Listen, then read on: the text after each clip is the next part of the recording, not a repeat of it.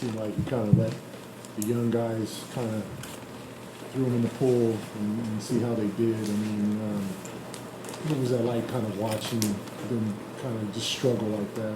No, I mean that's good. I mean, they have to go through that. Those guys have to get those reps. They have to be able to execute. They have to understand that every possession matters. That whether it's the end of the third, start of the fourth, last minute of the game, that they have to be able to execute under duress and execute with the level of physicality on both ends of the floor. So I thought Toronto did a good job turning up the pressure, and we just have to continue to work through executing whoever it is out there. It's important. So it's good for those guys to get go through that. What do you take away from Anthony's first game? He's good. I mean, did what we asked him to do. Was physical, was aggressive, which he has to be for us. So I thought he did some good things. Joe, in the first half especially, it felt like you had kind of a quick leash on some possessions if there was a missed offensive rebound or defensive, rotation or something like that. What went into those decisions to like a quick sub or a 5-man sub? No, it was more just trying to push tempo. Had nothing to do with a quick leash or anything like that. Just trying different things, being able to push tempo. I thought we did a good job of that. So, just have to be able to force tempo and just get different guys in there doing a bunch of different stuff. So, style we want to play, is difficult. So that's all it was. And then you mentioned playing in like that type of scenario at the end of the game is good for these guys. What is the conversation like after the game, like in terms of coaching them up after? Yeah, I mean, you try to hold them to the same standard that you would hold anybody to. I mean, the things that we practice, every time, end of quarter execution, being able to execute out of timeout plays, late game plays. So, all those things. Coach, what did you see from Hugo tonight? And based on what are you seeing from the team and from him so far, what kind of role do you envision for him ahead of the new season offensively and defensively? Yeah. I mean, I think just the role is do what we ask him to do, right? I think, which he's done that. So just understand our offensive system, shoot the ball when he's open, drive the ball when he's not, make the right play, be able to execute the effort plays, whether it's transition defense, offensive rebounds, pressure the ball, just all those little things. So he's continuing to get better at that. And, all that stuff matters.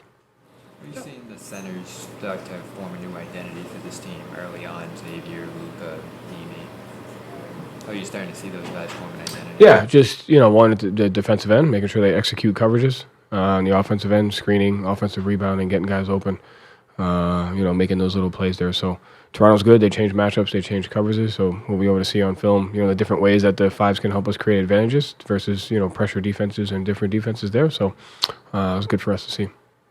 I know you hear the term "stay ready" a lot. Obviously, there's like no better example of that than two guys checking in for the final 2 minutes of a game that they haven't played in. Like, what for those guys, like, what do you want to see in those moments, and what are the how do you process the fact that it's a very unusual basketball environment to come in and kind of be handling the ball? And whether it's 2 minutes to go in the first quarter, second quarter, third quarter, fourth quarter, shouldn't matter. So really, you're teaching the mindset of you have to be ready to go, and you should be able to execute regardless of what you get paid to do. It's what you're earning, try to do. So no sympathy there. Yeah, whether it's first, second, third, fourth quarter, doesn't matter. You just got to be ready to do it. So whoever sits on the bench has got to be ready to play. If I put you in, it's a level of trust that I have that you could help us execute, and then we get better from there. Joe, Josh and Chris in particular were corner crashing a lot. When you're playing at the pace you guys want to play at, how important is that to the offense? Yeah, I mean, it's important to the defense. It's important to both. So, there's a correlation, offensive rebounding and transition defense. They're both connected. You can't do one without the other. So just having an understanding of how important it is for us on both ends of the floor is key to, maximizing the connectivity of the game, offense and defense. What does it do for you guys defensively? Get you out of the corner, get you, the guy that's guarding you has to be able to decide if he's going to go with you or if he's going to do there. So helps your spacing, helps your transition defense, also, tries to help your offensive rebound. So is it good for those guys to go through that, the young guys? Could it be beneficial for them? Yeah, I mean, if you learn from it, not just those guys, anybody, me, but, it's good for me to go through that. It's good for anybody to go through that because you're constantly looking to execute and do things under high amounts of duress, and so tonight's a perfect opportunity for that.